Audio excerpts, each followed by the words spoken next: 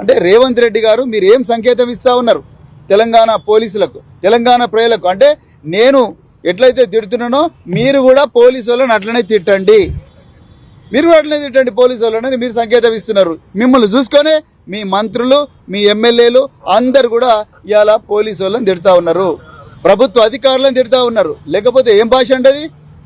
జగ్గారెడ్డి గారు మీకేమన్నా సంస్కృతి సంస్కారం ఏమన్నా ఉన్నదా? ఏం భాష మీరు మాట్లాడుతున్నది? ఇప్పటి వరకు కూడా జగ్గారెడ్డిని ఎందుకు ఇంతవరకు పోలీసు వాళ్ళు అరెస్ట్ చేయలేదు? డీజీపీ గారిని అడుగుతా ఉన్నా, హోమ్ మినిస్టర్ని అడిగే పరిస్థితి లేదు. ఎందుకంటే హోమ్ మినిస్టరే ఇవాళ ఇవన్నీ నేర్పిస్తున్నాడు వాళ్ళ మంత్రులకు. గాంధీ భవన్ల గురించి నాకు ఇప్పటికీ డౌట్ ఉన్నది.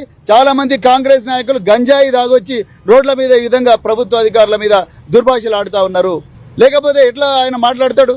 అంత ఘోరమైన భాష. హోంగార్డులు ఏం పాపం చేసిండ్రు? వాళ్ళు రెక్కాడితే డొక్కాడని కుటుంబాల నుంచి వచ్చి ఉంటారు. అరకొర జీతాలతోని రాత్రింబవళ్ళు పని చేస్తూ ఉంటారు. మీరు మీ అయ్యవ్వకు పుట్టినోళ్ళు అయితే మీరు ఇట్లా చేస్తారా? మీ సంగతి చూస్తా బిడ్డ, మీరు ఎట్లా ఉద్యోగం చేస్తారు అని ఒక ఎక్స్ఎమ్మెల్యే మాట్లాడితే, టీపీసీసీ వర్కింగ్ ప్రెసిడెంట్ మాట్లాడితే ప్రజలు ఎవరికి చెప్పుకోవాలి?